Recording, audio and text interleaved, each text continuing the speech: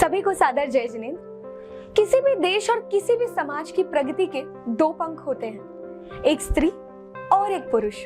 और किसी भी देश की प्रगति एक पंख पर उड़ान भरने से नहीं की जा सकती। शिक्षा और आत्मनिर्भरता ये दोनों एक दूसरे के पूरक हैं। शिक्षा से जागरूकता आती है और जागरूकता से सामाजिक और आर्थिक आत्मनिर्भरता जन्म लेती है। और इसीलिए समाज के एक पंख यानी महिलाओं के लिए शिक्षा और आत्मनिर्भरता अत्यंत आवश्यक है, जिसकी जीती जागती मिसाल है दिगंबर जैन समाज की आर्यिका ज्ञानमती माताजी, जिनकी सांसारिक शिक्षा भले ही 4वीं कक्षा तक हुई हो, लेकिन उन्होंने संस्कृत और मराठी, कन्नड़, हिंदी सहित 5 भाषाओं में 500 से अधिक ग्रंथ लिखे हैं, जिन्होंने तीर्थंकर जन्मभूमि का विकास किया और न जाने ऐसे कई कार्य किए जो विश्व भर में पूजनीय हैं। ऐसी माताजी का आशीर्वाद प्राप्त करना ही हम सभी के लिए सौभाग्य का विषय है। और नारियों के लिए आर्यिका ज्ञानमती माताजी आदर्श है। और इसीलिए कहते हैं कि नारी ये नारी महान है, वेद है पुराण है, वेद है पुराण है, उत्कर्ष है, धैर्यवान है, धरती है, आसमान है, नारी आज भी तीनों लोकों में महान है।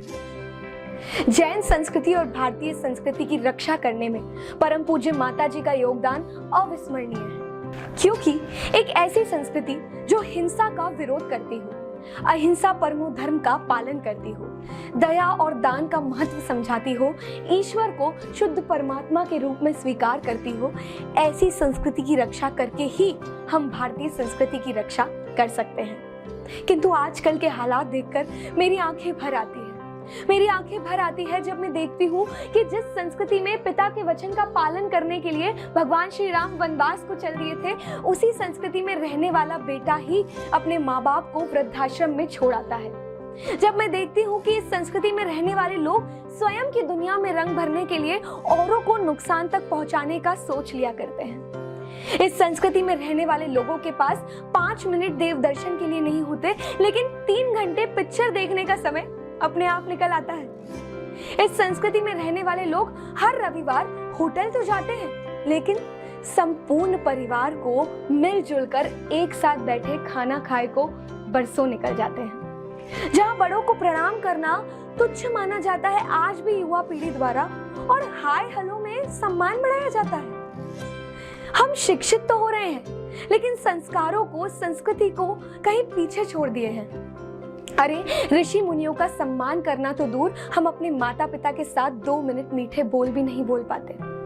ऐसी संस्कृति को देख हम सभी को विचार करने की आवश्यकता है। इन हालातों में कुछ सुधार करने की आवश्यकता है, क्योंकि जैन संस्कृति इतनी महान है जिसका सबूत देना, प्रमाण देना उसकी कोई आवश्यकता नहीं है। 2010 में वर्ल्ड एनवायरनमेंट डे के दिन जर्मनी में एक एनुअल समिट हुई, जिसमें बड़े बड़े साइंटिस्ट और एनवायरमेंटलिस्ट ने एकजुट होकर यही कहा कि हमें यदि इस विश्व को ग्लोबल वार्मिंग से बचाना है, इस विश्व के पर्यावरण को बचाना है, तो हमें जैन धर्म और जैन लाइफस्टाइल का फॉलो करना पड़ेगा। मुझे ये बताते हुए बहुत गर्व महसूस होता है कि हम भारत देश की जनसंख्या का 1% हिस्सा भी नहीं है, लेकिन फिर भी भारत देश में सबसे ज्यादा लिटरेसी रेट जैनों का है।